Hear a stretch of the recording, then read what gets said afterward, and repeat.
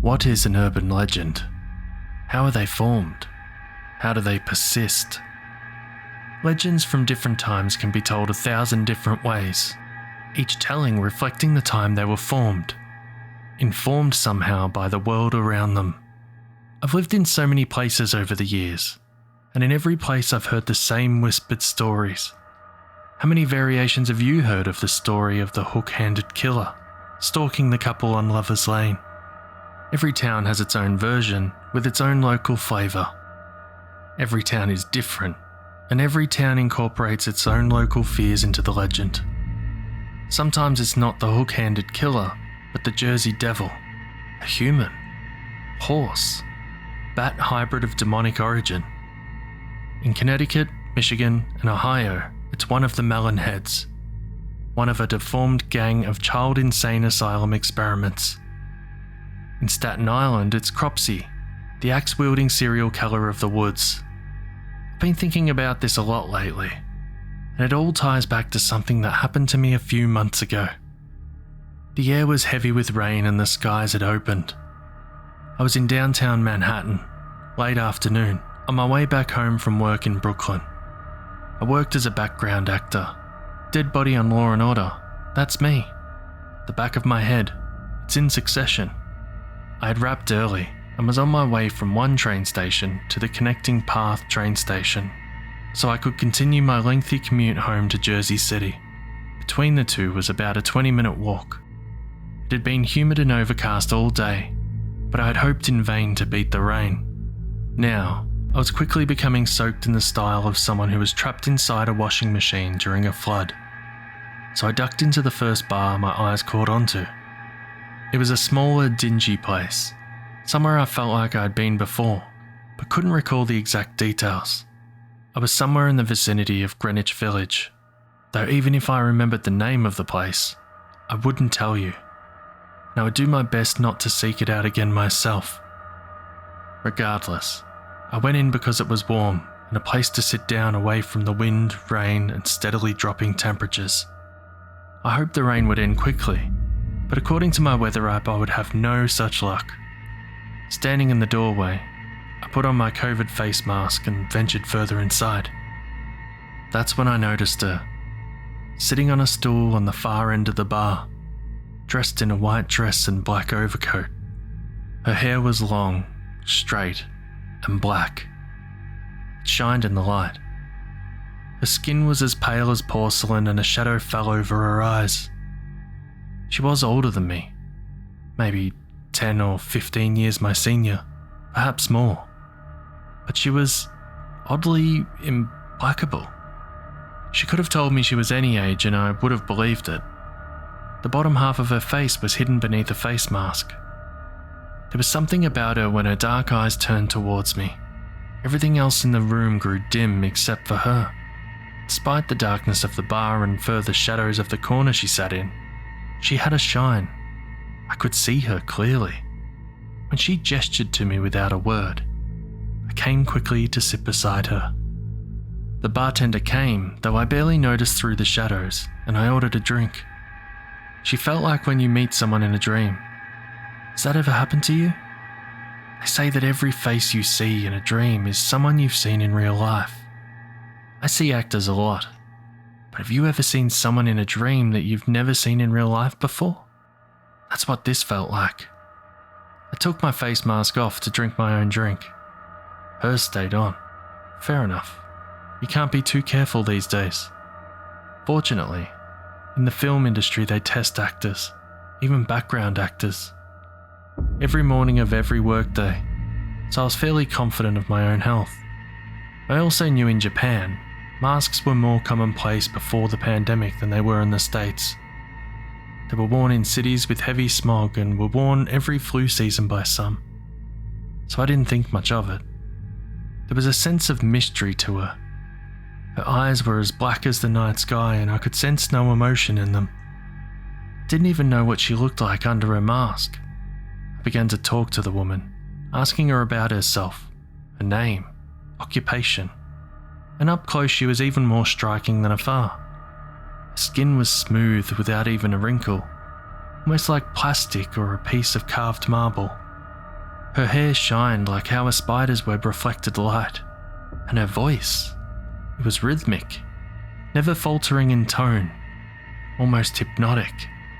The alcohol put me in a daze, loosening me. Everything became subtle movements, ripples on water. A sort of merging of thought and action. Everything merged and formed and unformed. She told me she was originally from Japan, Tokyo to be exact. She'd worked as a fashion model and had been fairly popular, appearing in all sorts of magazine advertisements. She'd come to America recently for a fresh start. When I asked what from, she was less forthcoming and quickly changed the subject. I told her a bit about myself, that I'd lived in Japan for a time as a child, and I found as I talked to her that every location I mentioned, she knew. Different cities, even different islands. At one point or another, she had been there and could recall exact details. It was almost scary. Memories long forgotten of those places came flooding back, and I recalled a simpler, happier time. Back when I didn't have to worry about anything real. I was a kid free to explore the world with the support of my parents to fall back on. Now, the world was colder and I was on my own. I offered to buy her a drink. She told me she was alright, and I wondered what she was doing in this bar if not drinking. I made a joke. Just trying to get out of the rain too? What rain? She responded in deadpan. I couldn't tell if she was joking or not. There were other odd things about her though. At one point I mentioned how I had lived on an American military base in Japan, and she spoke at length and in detail about the initial American occupation of Japan following World War II. The way she spoke about it, the descriptions. She knew things that meant she had to have either been over 100 years old, or an expert historian in her field. I shook my head. I knew she was older than me, though from certain directions she occasionally looked a bit younger, but she couldn't be that old. The most likely explanation was that she either had a love of history or an older family member who had experienced these events and passed the story down. I asked her if she had any family in Japan, and she told me that she had once had a husband. She recalled how she had slaved away on the farm while he was away at war, but he had never trusted her. He'd been a paranoid man and had come to believe with every fibre of his being that she was cheating on him with their hired farmhand. The way she talked about their home, her description of the paddy fields and the way the sun shined down on the water, it sounded like a story out of another time, centuries ago. Time became fluid. My mind wandered to thoughts of feudal Japan and the wars between different samurai houses. As my vision drew further and further into the black holes of her eyes, it could have just as easily been happening then, as in this exact instant. I could hear screams. Blood. 100 years of blood and rage and retribution. There could be no justice except in death. Suddenly I snapped back to reality. Her eyes glinted. I almost felt like she was smiling under the mask. She asked me if I would like to go outside with her. Her voice was like a whisper and nails on a chalkboard. I stood and followed her. Slowly out the back door of the bar. I couldn't feel my back legs and I realised I had fallen asleep. Footsteps were heavy. Her movements were like she was gliding. For a moment I swore she was looking at me with hate through her eyes. When I woke up I was standing beside her in the alley, my back against the bricks on the wall, and she stood before me. Rain streamed down from a metal overhang and puddles covered the cracked pavement. We were beside the garbage cans at the back exit to the bar. Something about her screamed at me, the image of a predator. "Do you think I'm beautiful?" she said. I laughed nervously. "I do," I responded. I watched as she removed her face mask. In the light I could see her more clearly. Her pupils were tiny, hateful black pinpricks. She was as pale as a corpse. The wet hair clung to her, dripping. The mask came down after an eternity. Each second went on for hours until I finally saw the cracked porcelain of her face. Her blood-red ribs were far wider than any human's, and she had far too many teeth. I realised she had been cut from ear to ear by a blade. Her teeth and jaw were exposed through her cheeks. I watched as she pulled a massive pair of scissors from her coat pocket. They were by far the largest pair of scissors I had ever seen. Had she had those the whole time? Was this what had done this to her? Was she about to do the same to me? Something had gone terribly wrong. Like a punch to the face, I remembered. I remembered stories I had heard as a child living in Japan. Campfire stories. Ghost stories told at sleepovers and on internet message boards. The slit-mouthed lady. In the 1970s, there had been such a panic about stories of the slit-mouthed woman that teachers in Nagasaki began walking their students home for fear that she would attack them on their routes back from school. But she was an urban legend, not reality. There were many versions of the story, though it had started in Japan. Over time, the story spread to Korea and other Asian nations. In older folklore, she was the adulterous wife of a samurai, though in another story, she was his mistress. Either way, he had mutilated her in a rage. But she had returned, hadn't she? Disguised with the fan she held below her eyes. She had returned to exact vengeance.